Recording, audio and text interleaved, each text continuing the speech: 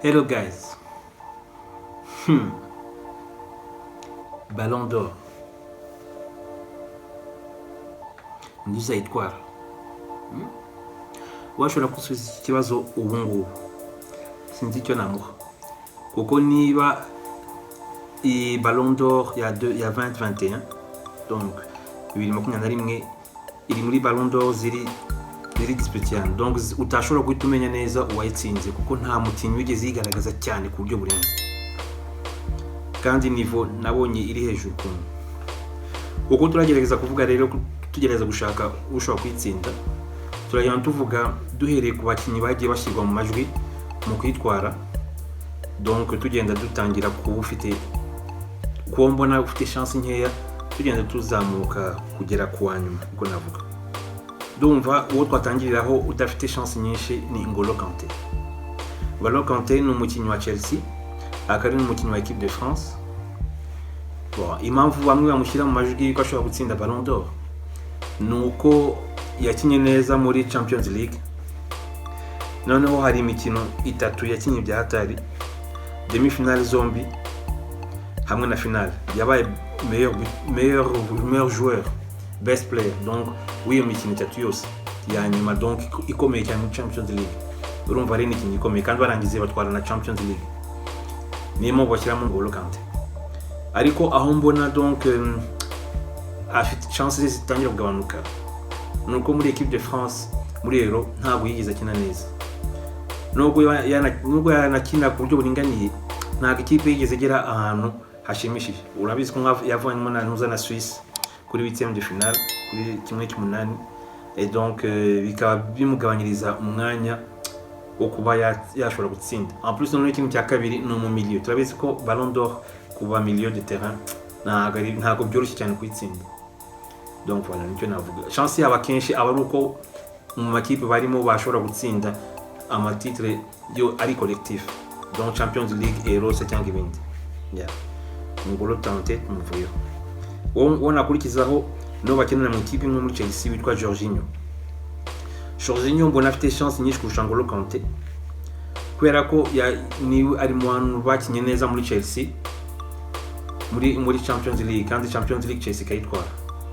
Ikindi ari mu bantu bakinye neza mu ikipe ya Italy muri selection, kandi bagatwara na Euro ya 2021. Et donc numva kuri ibyo bintu byose navuga ko afite chance nyinshi kurusha N'Golo Kanté. Ni umukinnyi uri régulier, donc ukunda gukina cyane, udakunda kuvunika cyane, kandi niveau ye ikunda kuba iri hamwe, ntakunda gukina imikino nabi cyane, donc niyo mpamvu mbona ari hejuru ya N'Golo Kanté. Ariko nawe chance zo kwitwara kubera ko ari milieu de terrain ziragoye, mais ntabwo umuntu yamuneglige. Uwundi navuga ukurikiyeho navuga De Bruyne namuvuga, ariko we navuga ko ari kuri niveau ya Jorginho gatoya, kubera ko bo batwaye Premier League. De Bruyne atwaye Premier League, yabaye mu bakinnyi bakomeye cyane ba Man City, ariko muri Champions League batsinzwe na Chelsea. Ikindi muri selection De Bruyne ntabwo yigeze akina neza nk'uko twari tumwiteze, wenda biterwa n'uko yagiye avunika itu. Muribuka ko kuri finale hamwe na Chelsea Rudiger muzi ukuntu yamuvunye, bakamuha ikarita y'umuhondo gusa, njye nabonaga bagomba kumuha rouge. Ariko donc kuva icyo gihe ntabwo yigeze arikipera neza, ku buryo yagiye no muri Euro akarata imikino ibiri ya mbere yo mu majonjora, après akaza gukina indi mikino isigaye, ariko ntabwo ari kuri forme, ku buryo na Belgique bisa nkaho byayigushijemo gato ikuntu. Et donc niyo mpamvu numva yuko De Bruyne nawe ntabwo afite chance nyinshi yo kwitwara, malgré ko atsinda ibitego byinshi, malgré ko yanabaye na meilleur joueur wo mu Bwongereza, ntabwo bimufavoriza. Undi mukinnyi nakurikizaho ni Cristiano Ronaldo. Afite statut imeze nk'iya Messi kubera imyaka myinshi bamaze batwara donc Ballon d'Or. Bona nawe afite chance kuntu, nubwo Juventus nabizi ko byagenze, yabaye qualifié muri Champions League bigoranye, nubwo Cristiano Ronaldo yabaye meilleur buteur wa championnat muri Italia Serie A, ariko numva ko ibyo bidahagije. Muri Champions League murabizi ko babaye éliminé na Porto, ni ikipe na ntoya yetu, nubwo Ronaldo nasinze mu bitego, ariko ntabwo bihagije. Ikintu mbona gifasha gatoya Ronaldo gatoya kumuzamuraho gatoya murabizi ko yakoze record yo gutsinda ibitego byinshi muri selection.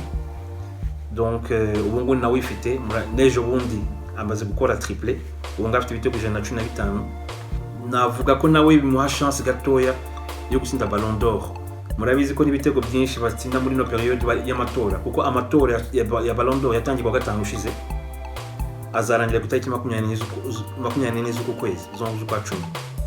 Bivuga yuko umuntu ushobora gukora ibintu bya danger muri iyo periode y'amatora bishobora kugira impact nyinshi cyane ku bantu bajya gutora, kuko hari abantu batora ku mwanya ntibarebe neza ibyabaye mu mikino ishize cyangwa turabyibuka. Tuvuge hari navuga nka situation ebyiri zabaye muri Ballon d'Or.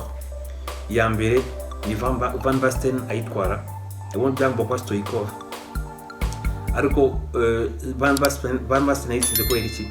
Yayitsinze kubera ko mu gihe bari gutora hari aho yakoze quadruplé contre équipe yitwa Rosenborg ndumva, akora na retourné, donc Garinja atsinze igitego ku buryo byahise bijya muri mentale y'abantu batoraga, ku buryo nyuma yaho yahise ba Ballon d'Or kubera ko yakoze ibyo bintu byose muri iyo periode yo gutora.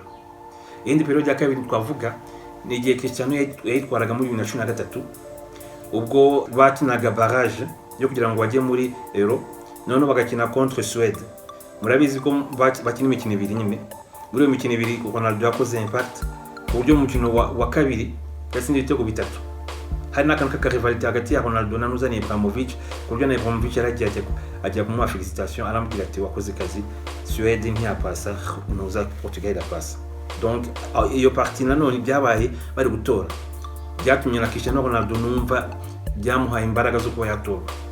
Ubu ngubu navuga ko ari record n'ibyo bitego 3 aherutse gutsinda muri selection, ariko ntabwo numva ko bihagije cyane, nubwo yatangiye neza muri Man U, nuko no transfer yavuzwe cyane yo gusubira muri Man U, umwana usubiye iwabo wetu ni ikintu donc kivugwa cyane muri muri Premier League. Nabonye abantu bose bamuvuga, byaba ari adversaire, donc abakinyi bahandi baba muri Man U bajya bamuvuga neza ko yaje, donc ushobora kugira icyo bitanga, ariko ntabwo numva ko bihagije kubera saison ya Juventus itarabaye nziza. Undi nakurikizaho munsi ni Benzema numva yuko we amerita kuba muri top 3 uko navuga, kubera yuko kuva Cristiano Ronaldo yagenda yashoboye gufata responsabilité za Real Madrid, aravuga ati ubu ngubu ni ngiye boss wa Real Madrid, kandi arabikwiriye kandi arabyerekana mu kibuga yuko yazamutse. Ikindi nanone navuga yigiye kuri Ronaldo muri iyo myaka, nuko plus imyaka indi shira plus Benzema agenda aba umukinnyi mwiza cyane, uri bien physiquement, ufite imbaraga etu. Ahora turayibona ku mbuga nkoranyambaga ukuntu aba ari gukora ama exercice buri gihe, donc ari concentré kuri football et tout, et donc byerekana yuko yabikoreye. Ngiye numva kuri ensemble ya carrière yose nk'umuntu maze imyaka irenga 10 n'ingahe muri Real Madrid, murabizi ko bikomeye cyane gukina muri equipe igihe kirekire, nibyo ariko ubu ngubu numva yuko aramutse yitsinze ntabwo byaba ari ikintu kibi cyane, surtout ko noneho ubu ngubu muri Liga yatangiye afite ibitego 8, afite passe de eshanu, muri izo ntuza ebyiri zombi ni uwa mbere. Ikindi muri selection murabizi ukuntu ari gukina ubu ngubu, ukuntu yagarutse ejo bundi nyine ntuza Deschamps amuhamagaye muri Euro, mwabonye ukuntu yakinye, niyo mukinnyi wakinye neza muri Euro mu Faransa. Murabizi harimo Mbappé na Griezmann na Pogba. Ikindi nakongeraho nuko muri ino periode bari gutora, iyi periode bari gutora yasinze ibitego biri muri Ligue des Nations. Ligue des Nations yatwawe n'Abafaransa, harimo ibitego 2 bya Benzema, harimo igitego cy'finale yatsinze iriya angle yateyemo, kira gitego ni igitego gikomeye cyane, ku buryo na nyuma y'umukino abakinnyi benshi nka Griezmann na Lloris bamushimira, avuga ngo tu es un monstre, donc ni igisimba en fait, kubera ko yatumye bagaruka kwa ari gutsinda igitego kimwe agatsinda igitego cyo kwishyura.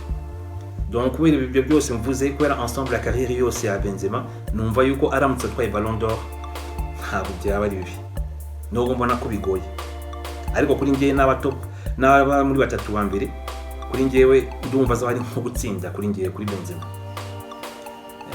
Tuvuze ku mukinnyi wundi ukurikiyeho navuga Lewandowski muramuzi, ni umu avant centre donc ukomeye cyane, uhora atsinda ibitego. Umwaka ushize yabase record ya Gerd Müller yari imaze imyaka irenga 40 yo gutsinda ibitego byinshi muri shampiyona, ko Gerd Müller yari afite ibitego 40 muri Bundesliga, none ubu ngubu Lewandowski yatsinze ibitego 41.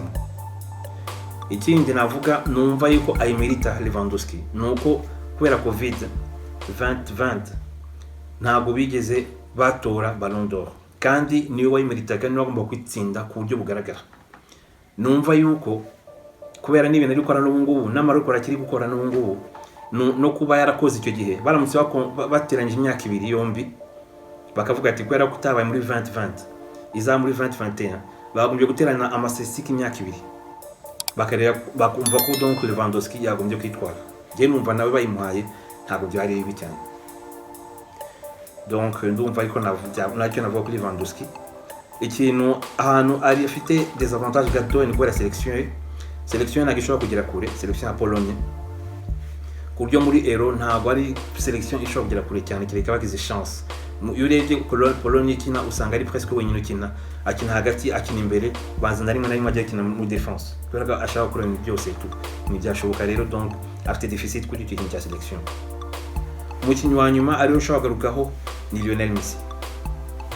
Lionel Messi murabizi ko afite déjà Ballon d'Or esheshatu, ashaka gutsindira karindwi. Njye numva ari uzatorwa kuba Ballon d'Or, nubwo numva yuko abandi babiri bo navuze aribo Lewandowski na Benzema bayimerita, ariko numva ari Messi uzatorwa kubera yapwa afite imeze imyaka Cristiano Ronaldo, imyaka myinshi bamaze bazitwara. Ibyo byose bikora mu mutwe w'abatora. Hari abantu abatora bajya ku papuro babona Lionel Messi cyangwa Cristiano Ronaldo bagasa nkaho bataye ubwenge gato y'ukuntu, kubera ko bamaze kubinjira mu bwonko bwabo. Bon, icyambere mvuga Lionel Messi afite avantage n'icyo ngicyo. Ikindi cya kabiri tudashobora kwirengagiza nuko yatsindiye Copa America. Murabizi ko Messi amaze myinshi cyane, imyaka myinshi ahora asquata nyine gutsinda nuza Coupe du Monde, igikombe cy'isi, bagera kuri finale cyangwa se bikagera gute, ku buryo yaratangiye kugira ikibazo no muri Argentina atangiye kumwataka cyane ngo Maradona aramurenze cyane, kubera ko Maradona yatsinze ama Coupe du Monde naho Messi bikaba byaramunaniye, ku buryo kira gikombe cya Copa America nubwo navuga kiri hasi gatoya, ariko ni igikombe atsindiye igihugu. Et donc kandi muri iyo Copa America nubwo bavuga ngo ni Copa America itarabaye dispute cyane, itarabaye nziza cyane, mu mikino yose yakinye neza cyane, yabaye meilleur buteur, aba meilleur passeur, aba na meilleur joueur. Ahantu yagize akabazo gato kuri finale ntatakinye neza, ariko iriya finale yayi finale mbi cyane, ntabwo ari nziza kabisa. Murabizi ko ari Di Maria watsinze ibitego arobye umuzamu, ariko ntabwo navuga ko hari akabazo gato kuri finale, ariko yabaye meilleur buteur, meilleur passeur, meilleur joueur wa Copa America kandi baranze barayitwara. Donc cyo ngicyo ni ikintu kinini cyane, numva ni trophée collectif. Ikindi cya kabiri muri Barcelone, nubwo Barcelone yabaye gatatu muri Liga, niwe wagize amastat menshi cyane, kandi guhera kuri 2021 itangira. Murabizi ko Ballon d'Or ntabwo itora muri saison, Ballon d'Or batangira ku kwezi kwa mbere, donc babara umwaka usanzwe, donc umwaka usanzwe ntabwo babara saison, donc batangira mu kwa mbere bakageza mu kwa 12 cyangwa mu kwa 11.